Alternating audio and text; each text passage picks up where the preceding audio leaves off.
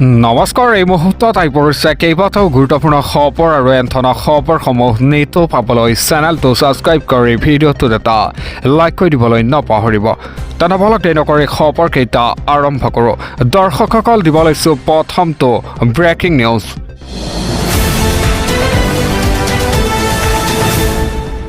জীৱন শেষ হোৱাৰ আগতীয়া খবৰ পাইছিল খামেনিয়ে। শ্বহীদ হোৱাৰ ইচ্ছা প্ৰকাশ কৰিছিল খামেনিয়ে। মৃত্যুৰ পূৰ্বেই খামেনিয়ে কৰিছিল চাঞ্চল্যকৰ মন্তব্য। এটা খামেনিক শেষ বিদায় দিবলৈ হাজাৰ হাজাৰ লোকৰ ভিৰ। দিব লৈছে এটা গুৰুত্বপূৰ্ণ খবৰ। মৃত্যুৰ পূৰ্বেই খামেনিয়ে কৰিছিল চাঞ্চল্যকৰ মন্তব্য। শ্বহীদ হোৱাৰ ইচ্ছা প্ৰকাশ কৰিছিল খামেনিয়ে। আমেৰিকাৰ সেনাৰ আগত হাৰ মনাতকৈ মৃত্যু বিচাৰিছিল। আমেৰিকা ইজৰাইলৰ সেনাৰ হাতত শ্বহীদ বিচাৰিছিল খামেনিয়ে। ইৰাণী সেনাৰ প্ৰধানৰ চাঞ্চল্যকৰ এই মন্তব্য। খামেনিক শেষ বিদায় দিবলৈ এতিয়া হাজাৰ হাজাৰ লোকৰ ভিৰ। ইৰাণৰ ৰাজপথত হাজাৰ হাজাৰ লোক। মিছাইল ভয় নকৰি বাংকাৰ পৰা ওলাই আহিল জনতা। এটা কান্দি কান্দি বিদায় দিলে খামেনিক। মৃত্যুৰ পূৰ্বেই খামেনিয়ে কৰিছিল চাঞ্চল্যকৰ মন্তব্য। শ্বহীদ হোৱাৰ ইচ্ছা প্ৰকাশ কৰিছিল খামেনিয়ে। আমেৰিকাৰ সেনাৰ আগত হাৰ মনাতকৈ মৃত্যু বিচাৰিছিল খামেনিয়ে। পৰৱৰ্তী খবৰ। মধ্যপ্ৰাচ্যত যুদ্ধ কৰি মহাবিপদত পৰিছে এতিয়া আমেৰিকা আৰু ইজৰাইল। আমেৰিকাক প্ৰত্যক্ষ ভাবুকি এতিয়া চীনৰ। তাৎক্ষণিকভাৱে বন্ধ কৰক এই যুদ্ধ। কোনেও দখল কৰিব নোৱাৰিব এতিয়া মধ্যপ্ৰাচ্য। দিব লৈছে এটা ব্ৰেকিং নিউজ। মধ্যপ্ৰাচ্যত যুদ্ধ কৰি মহাবিপদত পৰিছে আমেৰিকা আৰু ইজৰাইল। আমেৰিকাক প্ৰত্যক্ষ ভাবুকি চীনৰ। তাৎক্ষণিকভাৱে বন্ধ কৰক যুদ্ধ। ইৰাণৰ সমৰ্থনত চীনৰ কঠোৰ এই সকিয়নি। কোনেও দখল কৰিব নোৱাৰিব এতিয়া মধ্যপ্ৰাচ্য। শক্তি দেখুওৱাৰ বন্ধ কৰক আমেৰিকাই। ইৰাণৰ আক্ৰমণৰ মাজতেই যুদ্ধত এণ্ট্ৰি মাৰিছে এতিয়া চীনে। বন্ধ হ'ব লাগিব ইৰাণৰ ওপৰত নিৰ্বিচাৰ আক্ৰমণ। আমেৰিকা আৰু ইজৰাইলৰ সকিয়নি দি ইৰাণৰ পক্ষ ল'লে চীনে। এতিয়া ইৰাণত বন্ধ হ'ব লাগিব সেনাৰ শক্তিৰ প্ৰদৰ্শন। খামেনিৰ হত্যাৰ পিছতেই আমেৰিকাৰ বিৰুদ্ধে আক্ৰমণাত্মক এতিয়া ইৰাণ। 14টাকৈ আমেৰিকাত ঘাটিত আক্ৰমণ কৰে ইৰাণে। এটা আক্ৰমণত বহু আমেৰিকাৰ সেনাৰ নিহত হোৱাৰ আনুষ্ঠানিক তথ্য আহি পৰিছে। মধ্যপ্ৰাচ্যত যুদ্ধ কৰি এতিয়া মহা বিপদত পৰিছে আমেৰিকা আৰু ইজৰাইল। আমেৰিকাক প্ৰত্যক্ষ ভাবুকিও দিছে চীনে। পৰৱৰ্তী খবৰ। মহানগৰীৰ গণেশগুৰিত গুণ্ডাৰাজ চলোৱা জিলা আয়ুক্তৰ পুত্ৰৰ পিষ্টল জব্দ কৰিছে এতিয়া আৰক্ষীয়ে। বৰ্তমানেও আৰক্ষীৰ জালত এতিয়া বিভাস মোদীৰ পুত্ৰ বেদিক মোদী। দিব লৈছে এটা ব্ৰেকিং নিউজ। দিছপুৰ আৰক্ষীয়ে উদ্ধাৰ কৰিলে বেদিক মোদীয়ে ব্যৱহাৰ কৰা পিষ্টল।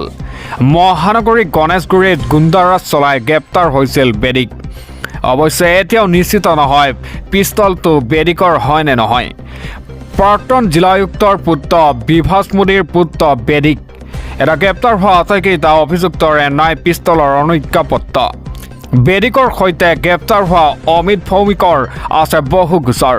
পূৰ্বে শ্বিলঙত গুণ্ডাৰাজ চলাই গ্ৰেপ্তাৰ হৈছিল অমিত ভৌমিক। সম্পত্তিৰ আটাইকেইটা অভিযুক্তই আছে আৰক্ষীৰ জিম্মাত। এটা দিছপুৰ আৰক্ষীয়ে উদ্ধাৰ কৰিলে বেদিক মোদীয়ে ব্যৱহাৰ কৰা পিষ্টল। মহানগৰী গণেশগুৰিত এতিয়া গুণ্ডাৰাজ চলাই গ্ৰেপ্তাৰ হৈছিল বেদিক। পৰৱৰ্তী খবৰ। দেশত ভয়ংকৰ বিস্ফোৰণ। থিতাতেই প্ৰাণ গ'ল 15 জনৰ। সংকটজনক অৱস্থাত চিকিৎসালয়ত 18 জনক ভৰ্তি কৰা হয়। এটা হাহাকাৰ অৱস্থা দেখিবলৈ পোৱা গৈছে। দিব লৈছে এটা ব্ৰেকিং নিউজ। দেশত ভয়ংকৰ বিস্ফোৰণ। দেশ কঁপোৱা বিস্ফোৰণত 15 জনৰ মৃত্যু হয়। সংকটজনক অৱস্থাত 18 জনক চিকিৎসালয়ত ভৰ্তি কৰোৱা হয়। এটা মহাৰাষ্ট্ৰৰ নাগপুৰত বিস্ফোৰণৰ ঘটনা সংঘটিত হয়। এটা বাৰুদ কাৰখানাত সংঘটিত হয় এই বিস্ফোৰণ। বিস্ফোৰণৰ পাছতেই দপদপাই জ্বলি উঠে কাৰখানাটো। বৰ্তমানো NDRF আৰু প্ৰশাসনৰ ধাৰাবাহিক উদ্ধাৰ অভিযান অব্যাহত আছে। দেশত ভয়ংকৰ বিস্ফোৰণ সংঘটিত হয়। পৰৱৰ্তী খবৰ। নিৰ্বাচনৰ পূৰ্বেই মুখ্যমন্ত্ৰী মন্ত্ৰী বিধায়কলৈ কঠোৰ হৈ পৰিছে সৰ্বোচ্চ ন্যায়ালয়। এতিয়াৰ পৰা কোনেও কৰিব নোৱাৰিব সাম্প্ৰদায়িক মন্তব্য। কোনো বিশেষ সম্প্ৰদায়ক কৰিব নোৱাৰিব টাৰ্গেট। দিব লৈছে এটা গুৰুত্বপূৰ্ণ খবৰ। নিৰ্বাচনৰ পূৰ্বেই কঠোৰ হৈ পৰিছে দেশৰ সৰ্বোচ্চ ন্যায়ালয়। সাংবিধানিক পদত থকা ব্যক্তিলৈ SC অৰ্থাৎ সুপ্ৰিম কোৰ্টৰ নিৰ্দেশনা। জাতি ধৰ্ম ভিত্তিত কৰিব নোৱাৰিব সাম্প্ৰদায়িক মন্তব্য, ভাষা অথবা অঞ্চল ভিত্তিতো দিব নোৱাৰিব সাম্প্ৰদায়িক মন্তব্য, মন্ত্ৰী বিধায়কে কোনো বিশেষ সম্প্ৰদায়ক টাৰ্গেট কৰিব নোৱাৰিব, হিন্দু মুছলমানৰ ৰাজনীতি কৰিব নোৱাৰিব, নাগৰিকৰ মৌলিক অধিকাৰ কোনেও ভংগ কৰিব নোৱাৰিব, এটা ঘৃণামূলক ভাষণ আৰু আদালতত অৱমাননা কৰাৰ সমান। হিমন্ত বিশ্বৰ ঘৃণামূলক ভাষণৰ বিৰুদ্ধে কৰা আবেদনক লৈ এতিয়া মন্তব্য কৰে সুপ্ৰিম কোৰ্টে। গোচৰ নিষ্পত্তিৰ পূৰ্বে কেইবাখনো আবেদন বিবেচনা কৰিছে। এটা ৰিট আবেদন গ্ৰহণ কৰিবলৈ অস্বীকাৰ কৰাৰ বিপৰীতে কৰিছে বহু মন্তব্য।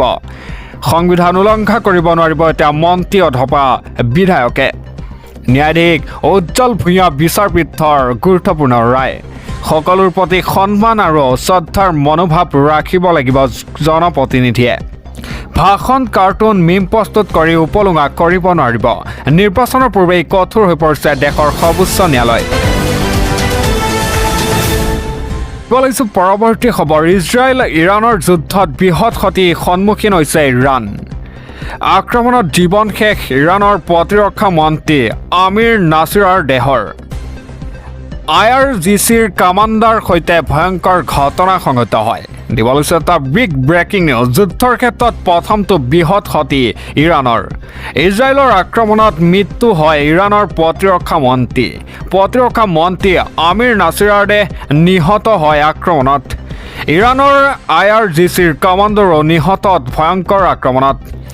এটা আন্তঃৰাষ্ট্ৰীয় সংবাদ মাধ্যম ৰয়টাৰে সদৰি কৰে এই তথ্য।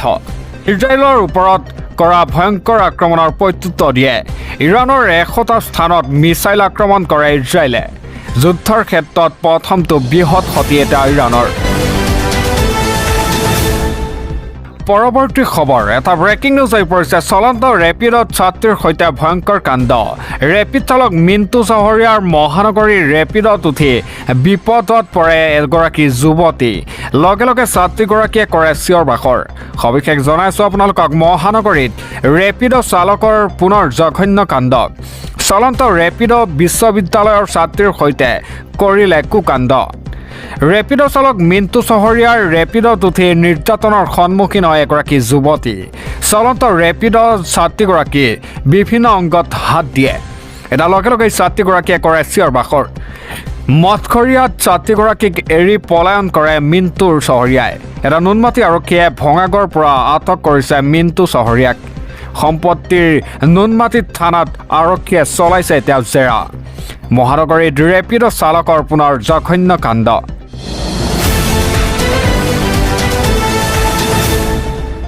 পৰৱৰ্তী খবৰ, সুদূৰ লণ্ডনত উজলি উঠিছে বেৰিষ্টাৰ হাফিজ ইলিয়াছ আনছাৰী। পবিত্ৰ ৰমজান মাহত লণ্ডনৰ মছজিদত তাৰাৱীৰ নামাজ ইমামতি কৰিছে ইলিয়াছ আনছাৰীয়ে।